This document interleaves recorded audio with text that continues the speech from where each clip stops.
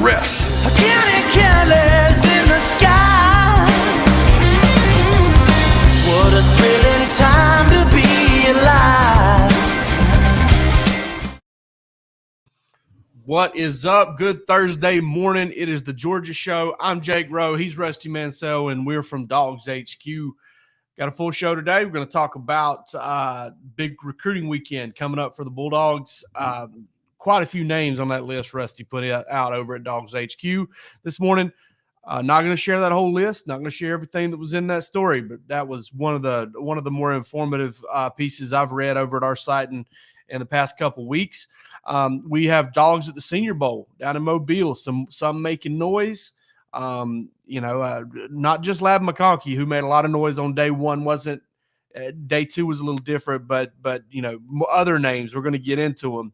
And then we're going to continue our look ahead at Georgia's 2024 schedule with a look at Georgia at Kentucky and a familiar face Georgia's going to see there, a couple of familiar faces actually, and maybe get into that. But Rusty, let's talk about this. Let's talk about this weekend. It's the last weekend before the dead period. Dead period begins at midnight or 12 a.m. on Monday morning, basically, I guess is what it technically is. So what do you think the philosophy is behind loading it up this weekend? First and last. So Kirby does the first weekend, which was mid-January. It's open.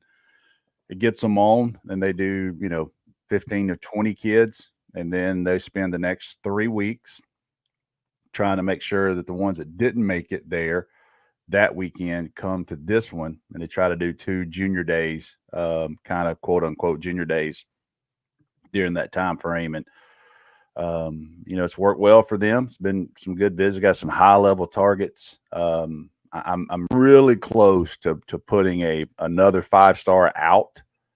That I expect in Athens, but I want 100% confirm it. So that's why I left it off the list this morning, and we'll see if that see what I hear tomorrow. And I'll go ahead and say it. That's on our board now. Big in-home visit tonight. Kirby Smart will be in Texas with Terry Bussey, the 5-star Texas A&M commit. And that's kind of big to me because he was at LSU yesterday. I think he's at LSU this morning, maybe, and he's coming home. And Georgia's going to get a chance to see him and talk to him tonight. And again, not saying that Georgia's getting him, but it shows you there's some legit stuff going on there to pique your interest. And for Kirby Smart to go out to Texas tonight to do that in home. He and his staff had to feel like, hey, this is worth it, coach, to fly out there and sitting home with this 2024 5-star. The last high school kid they're recruiting as a scholarship player. Yeah, and man, I tell you what, kind of sticking with that theme for a minute, started watching a little bit of his film the other day, and I like what you've mentioned it before. Star nickel type guy is somebody that can help there. You can help at safety too. He's a compact body. And I don't know, man, you never can have enough of those really good football players who who can move, who can cover ground, in the secondary. It's kind of in that, and I know that he's a lot more highly recruited than Javon Bullard, but he's kind of in that Javon Bullard frame / mold, there. And, I hate to say anybody's better, but just in terms of raw talent, seems like he's got a lot of it. Yeah, you like that he plays both ways. You like that he wants to play both ways. You know what I mean? Does Georgia get them all? No, they don't. But I don't really, if you're a Georgia fan, I don't really get too concerned on the defensive backs because you got Kirby Smart, you got Will Muschamp still a part of the staff. You got, Dante Williams now, and then you got Travarius Robinson, T-Rob. You got 4 guys that have been highly, highly into defensive back evals and relationships and signing those guys. So, I think Georgia, it would be a great thing to get him. It would be a great thing, but it's not life or death. But I do think that Georgia would love to add this one at the end of this. At that position, because you got to be tough to play it, man. Javon Bullard, I did a radio interview just before I came on here, and if Javon Bullard if there's nothing sidetracks him, an injury or something like that crazy, I mean, this guy can play 8 or 9 years in the NFL because he can play all 3 phases of the game. He's tough and he can tackle, and that's what that's what makes him invaluable, and that's kind of the appeal of NFL scouts that I talk to about Georgia, because they know they practice hard and they know that, you know, that's kind of their DNA. So you look at Terry Bussey and he kind of fits that DNA. You know what I mean? Like that guy would fit the mold for them if they can get him. So let's dig in just a little bit. Let's give folks a taste of kind of the type of prospects coming into town this weekend. I'll start off with the one that I'm most interested in. That's Zion Grady, kid out of Enterprise, Alabama, spent last year at Troy. That's one of the names on the list. Obviously, one of many, many names on the list. Really intrigued by that one. Decommitted from Alabama. He's been to Georgia a few times, man, and we know that edge is going to be a spot for Georgia in this class. The one thing, you know, and kind of the discussions we have over at DawgsHQ sometimes over at the Dog Walk is Georgia sent 4 coaches to his high school a few weeks ago, and listen, Rusty, he's a little on the thin side at like 6'3", 6'4" at this point. What do you think he stacks up on Georgia's board, and how interesting is that visit to you? Well, there's only so many of those body types that can bend and rush the passer and set the edge and all those things for Georgia. So the fact that they put it really and truthfully, what I like about this part of the year is if Kirby Smart or if Glenn Schumann or if Chidera or Dale McGee or any of those guys come by your school, then you're certainly on the board. And now how all that stuff shapes out, I don't know. But it tells you like, hey, we're legit interested in you. And then they get you on these kind of quote unquote, these quote unquote junior days. And it kind of, they don't allow everybody on there. There was I would say he's a highly rated kid. And his coach told me this week that Georgia said, hey, we want you kind of come in maybe in the summer and work out for us. And this kid's got a ton of offers, of offers. But you know, it kind of tells you the positions are already, they've kind of got their board set at certain positions. And you know, that's kind of how this thing flows for Georgia. But to have you on campus this weekend, to have those amount of coaches there, and that's a premium position, man. I always say the quarterback is the easy one to talk about, but you know, left and right tackle, and we can quit saying just left tackle. Left and right. 100%. Right. So right. Left and right tackle. So and then right. edge rushers, or those are the premiums, man. Those and then are cornerback. Yeah. Kind of 2 on offense and 2 on defense. Yeah, kind of start separating. Here's the thing for Georgia too. I don't think people you know, in the middle of the field for Georgia, and it's always going to be a constant with Kirby Smart, Glenn Schumann, anybody that is calling the plays. The 2 inside backers and the 2 safeties have got to make so many calls. Those guys have got to be, they got to be headhunters. They got to be athletic, but man, they got to be smart. And that's, you know, I think that's the one thing that the normal fan doesn't get a chance to know about a guy like Malachi Starks that the NFL will, that he's been making all these checks and calls now. This will be his 3rd year. This will be his final year at Georgia, which is crazy to say. Not only is he a super freak athlete that's going to test out of the waters, he's a high academic kid, but high football IQ and those types of things. Nakobe Dean, the questions was a couple of injuries and those types of things, but Nakobe Dean was a 4.1 GPA kid at Georgia, graduated, whatever, he super fast, made all the calls. So, you know, the interior at Georgia is something. Those two safety, and those 2 inside backers, man. I don't think that gets talked enough to know the how smart you got to be to play in that system. Got a question here from Uncle Glenn Hartley, Laganza Hayward. No offer yet. Would not shock me if he popped up in town this weekend. Have not confirmed that one yet, but I heard a little buzz that he might try to be up this weekend. I do think he's got an invitation. If he, I don't even know if it works like that, but I do know that they would like him to be there this weekend. He's got some early offers. I like him. He's a 2-way player and you know, really good player. I think T-Rob went down and saw him like a week ago. So, you know, definitely from down there at the Toombs County area. We talked about him a little bit on the board as well. 25 in Georgia. it just keeps getting better. Unbelievable. It keeps getting better and better and better. And I don't want to just get crazy with it, but this 25 class in Georgia, this might be one of the best in a long, long time. There are so many athletes spread out across South Georgia in this class, Rusty. At multiple. Oh yeah, kids showing up. I'm doing a camp this weekend in Valdosta and with Chad and at Lowndes High School. I can't wait to use that new 120-yard indoor they got. But isn't that crazy? 120-yard indoor. But kids always pop up. You know what I mean? I'll never forget. Malcolm Parrish, a kid, just kind of popped up down there from Brooks County. As a ninth grader, and some of these kids we'll find down there this weekend. Gabe Harris, kid at Georgia right now, the defensive end from Thomas County. He was originally from Thomas County Central. We kind of found him as a ninth grader down there. So I'm excited to this weekend. But South Georgia and these guys are popping up everywhere. But I heard about a corner yesterday in Metro Atlanta. I didn't know who he was, but man, he is legit. And I'll put some stuff out on him later. Text Chad about him, and Chad checked with that coach. He's like, oh yeah, Georgia, Alabama, everybody's on him. This guy didn't even have a profile. You know what I mean? So here's another corner in the state of Georgia in 2025 that's popped up, and we haven't even got to camp season. You know what I mean? That's kind of where these guys. That's where these guys. These guys that kind of pop up is camp season. We'll see a couple in a couple of weeks how that thing. The kid, he ended up at Georgia Tech, but Isaiah Cannon out of Warner Robins last year at Under Armour. Big 6'2" wide receiver. He had to play quarterback for a year because they didn't have a kid that got hurt.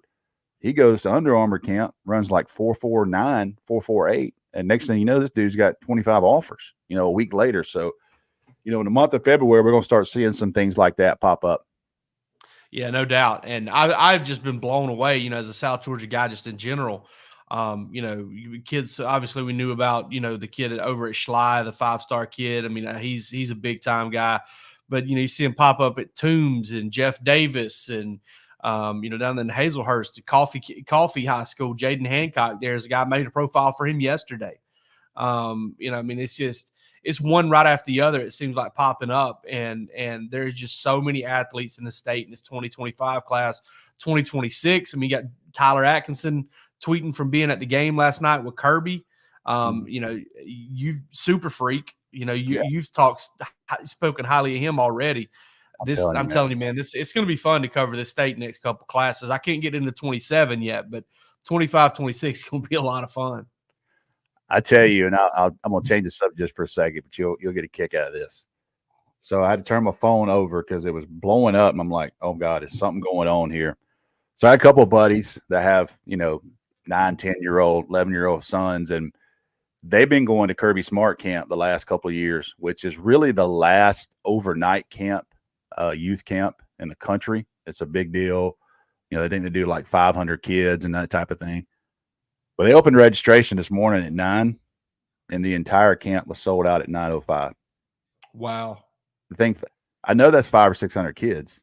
Like, the camp sold out in 5 freaking minutes, man. Processing that many payments that quick. I mean, hey, listen, stock up on whatever Georgia does to process the payments. Well, I'll tell you this, man. I've been there because I've got a friend that has a kid. I went one day to watch. I'm gonna tell you something, man. Kirby Smart is right in the middle of that thing. Like, he is out there. Oh man, he's not over there standing over there taking pictures and just kind of shaking hands with parents. I mean, this dude is in the darn DB drill with 9-year-old kids over there. Like, hey, drop your hips right here, and these kids are like, yes, sir. Yes, sir. I mean, like, they get into it, man. And they do these games, and the championship games are in Sanford. So can you imagine being a 10-year-old and playing the championship game in Sanford Stadium on a Saturday?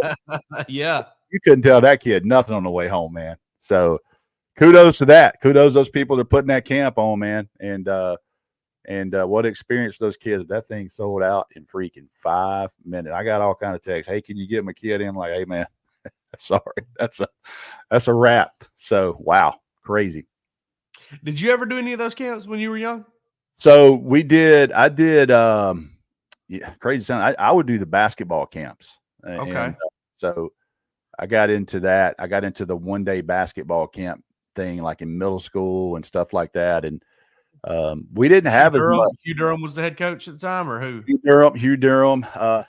One of the best things I ever did, not good glory days. We did a thing called Chuck Miller Team Camp in Atlanta, and it would be like 100 teams, and man, it'd be like 3 days of just straight basketball all day long. So I enjoyed that. But football, I think I went to two of those camps, maybe one at Georgia, and those were back then. You could do a 1 day. Some of those things were week long. It was just crazy how those things were. And but I will say this: I think Georgia is the last one that does overnight. Still, they'll do like 3 days overnight, and the kids stay in the dorms, and they have to, and all the coaches, high school coaches, college coaches, and the coach like Stacy Searles and Dale McGee, they're working this camp. You're not getting a day off. And you know who the mayor of this camp? There's no doubt Andrew Smart rolls in there like damn Rick.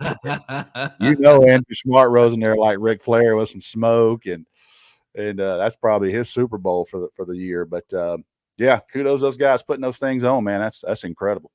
Yeah, I went to Jim Donnie camp back in the day, and then if whoever won the flag tournament, the touch tournament, had to play the coaches. Oh wow! And they would be doing that now. Yeah, Chris. I remember. Let's see, Chris Selfo and Brad Lambert and some of those guys. Oh, yeah. It was. I want to say Rodney Gardner was there at the time too. A lot younger coach than Coach Gardner is now. But that was fun. But I tell you what, this I ain't gonna get into it like I would on Bark After Dark. We used to get quarter poker games going in the McWhorter dorms, and this old boy rolled through one time, Rusty, with everybody had their quarters in a sock. This old boy rolled through with a Crown Royal bag full of quarters. We knew we were done.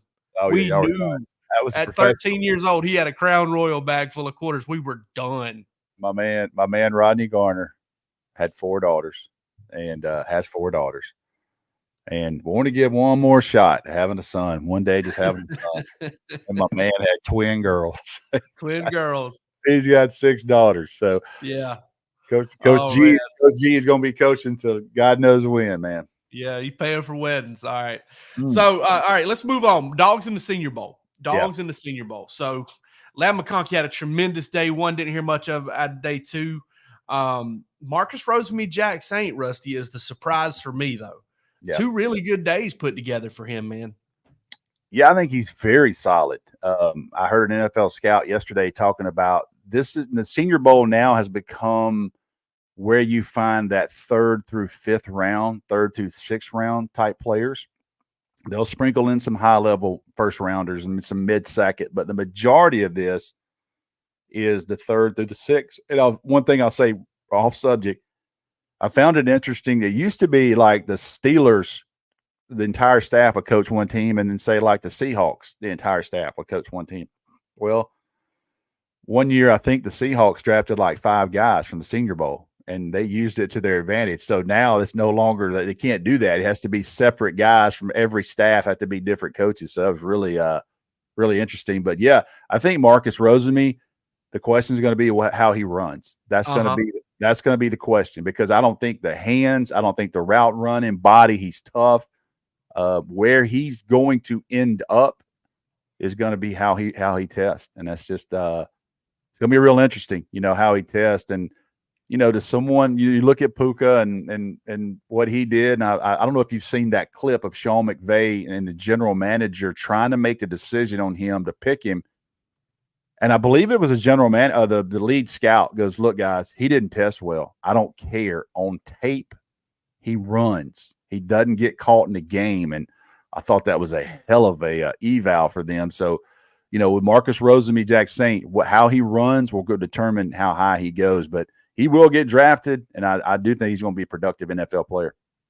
Yeah, I was reading a thing on him this morning where from day 1 and day 2, I read both. There was articles up with kind of paragraphs on him from both days, and one guy that was watching him said that listen, he showed a burst that I didn't know he had, and we kind of saw some of that in the Kentucky game this past year where he caught a deep over route and took it to the corner of the end zone. It's a really nice play.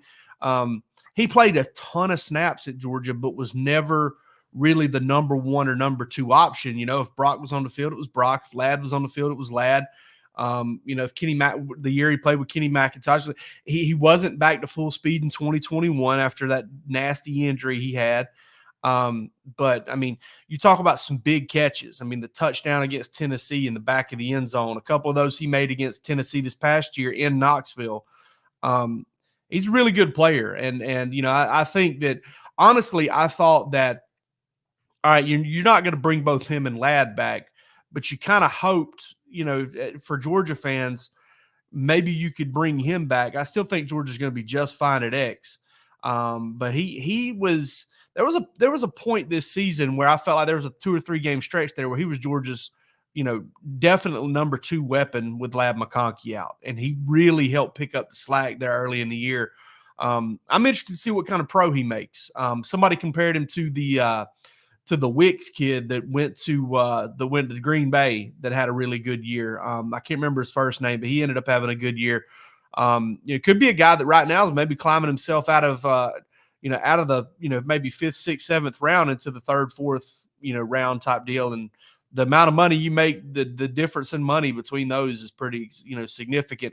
Also saw where Javon Bullard had a really good second day, and it was almost Rusty. It's interesting you mentioned that about Puka Nacua, because that was almost what the article I was reading was saying, was like, hey, listen, you watch one-on-ones or drill work and stuff like that, and guys beat him and they kind of run by him a little bit, but then you put him in football playing position, and he makes plays. Kind of compared him to Brian Branch, who had a fantastic rookie year. Anticipation. He's not going to test as well as Brian Branch, but he is very similar. And I go back to, I think I mentioned it on DawgsHQ. I think I mentioned it here. I talked to some of the Ole Miss, some guys that were at Ole Miss, now are not, but some guys that were at Ole Miss. And after playing Georgia, and one thing was kind of constant from them was, man, those damn defensive backs, they don't miss tackles. And 22 don't miss a tackle. So those things are invaluable. We could get in that football nerd side, but when you got one man, and they run that wide zone in the NFL like crazy, and when you got one man unblocked, it's usually that safety. He has to come up and make that tackle. That's invaluable to have someone like Javon Bullard to do it, man. I would love to put him in Atlanta with Jesse Bates and have someone work around someone like that, and just be physical, kind of can cover, but. I don't use the word. A lot of people do, but I don't know a better way to describe him. You start talking about someone that has that dog in him, like this guy loves freaking football, man. He loves it. And I think you saw what he did at Georgia, and I think he's going to be a hell of, if he stays healthy, because he'll play all 3 downs. He will play special teams, all 3 phases, can tackle. Just hard to find those guys that stick their face up in there against a run from the secondary, and you have to run support in the NFL. If I can watch you play football and get the strong impression, oh my God, he loves football, then that says a lot to me about a player like that. I don't see that very often. I don't feel like I see it a whole lot. But when I watch Javon Bullard, I do. And I'm not sitting here saying he's a perfect prospect. Like, I think he probably struggled more at Star in 2022 than Georgia fans will remember, because he was so dang good in those big games. Yeah. But man, he's such a good football player. And you mentioned that wide zone safety coming up and making tackles. The thing that makes Javon Bullard so great at that is he wants to do it every time. Yeah, there are some guys that are kind of like, I don't know if I want to do it this time or against this guy. Yeah. Javon just wants to do it every time, and that's just the way I see it in NFL right now. I see guys that make that business decision, like, I'm not going to put my helmet into that thigh. I'll jump on his back and try to ride him down, but to square somebody up, those are hard to find, and that's where if I can't cut him down, I'm that's where Javon Bullard's going to make his heads. So I think he definitely. I don't have concerns. I don't think too much with his testing. I think he'll hold his own there. He's not going to blow everybody away, but I think he's going to be. I think that the tape is going to people fall in love with him more. All right, looking ahead, Rusty. Looking ahead to the 2024 season.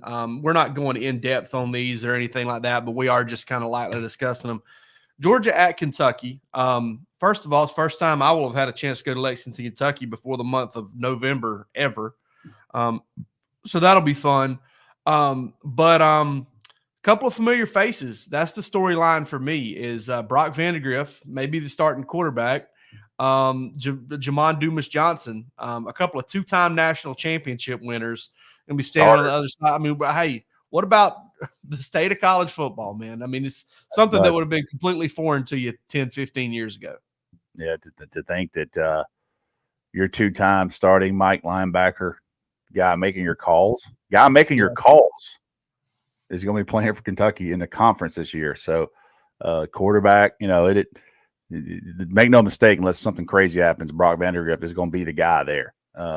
They're gonna get him going. He's already there, and heard good things. That doesn't surprise me. The type of kid he is, and some of those things. So when is that? What point of the season is that? We get week 3. Week 3. Yeah, week 3. Been say you get November up there, boy. It'll get frosty on you. It gets chilly, buddy. It gets chilly. And the funny thing is, you get to that stadium, it's the press box is closed in, one of the nicest press boxes in the SEC. But you're looking out there on the field. You've already walked in, and the wind's whipping, and it's like 27 degrees outside. And you look in there, it's like looking at an ice box because there's all that blue and white. And so it makes it look like you're looking out. I mean, the lighting's kind of weird. First game I ever covered there was the 2016 game when Rodrigo Blankenship kind of burst onto the scene, made a name for himself with that little short kick, fairly short kick that he made for the win. And it's an interesting place, Kroger Field, no doubt about it. But one thing I can't stop thinking about is the fact that, Kirby has talked about in the past, quarterback competitions, maybe making them a little bit more live. He'll never do it. I don't even know if he's really considering it.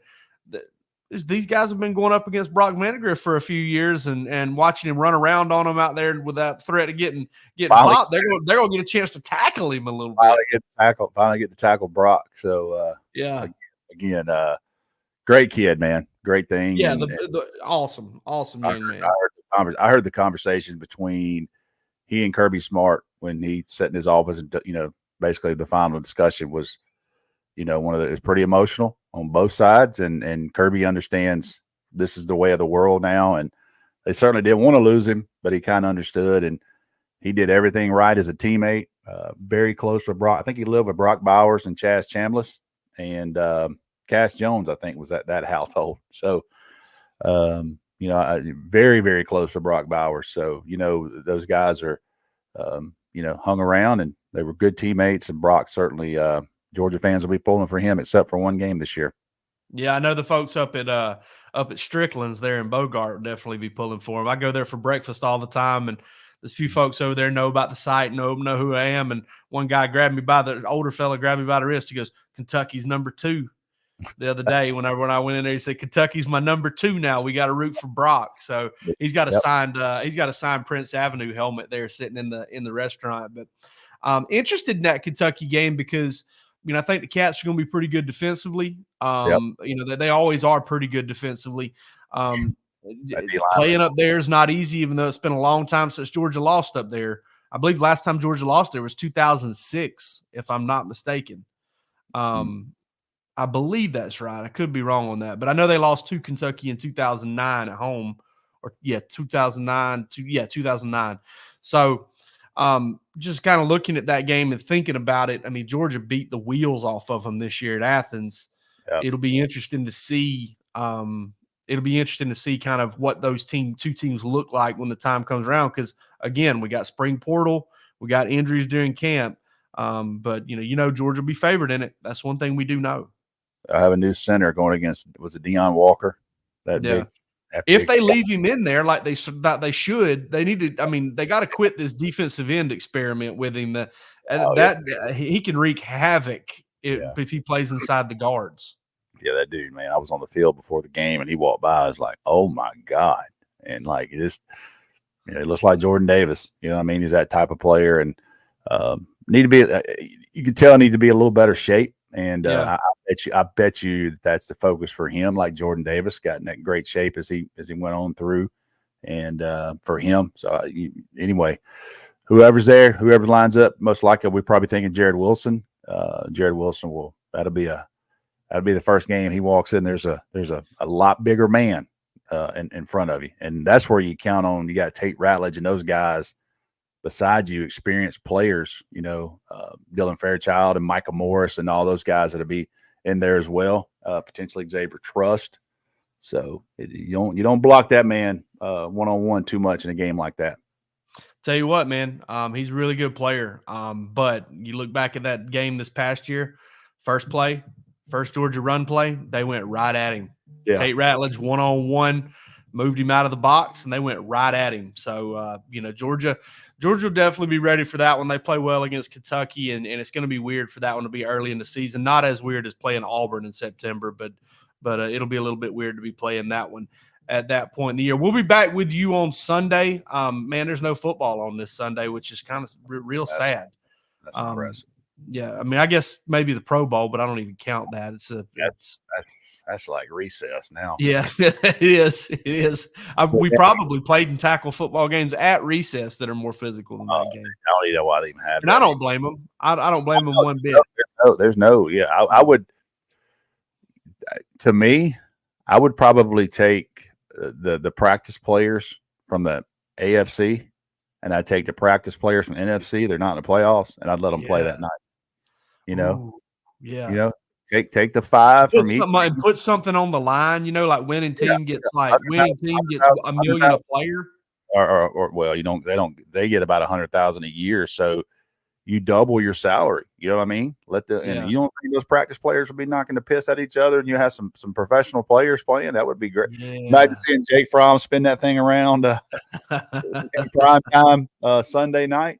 You would get football, and you would get tackle football, no doubt. Yeah, I guess, and you think about those practice squad quarterbacks. I mean, if you kind of make a name for yourself as a backup quarterback, practice squad quarterback, man, you go 5-6 years without getting hit, without getting tackled.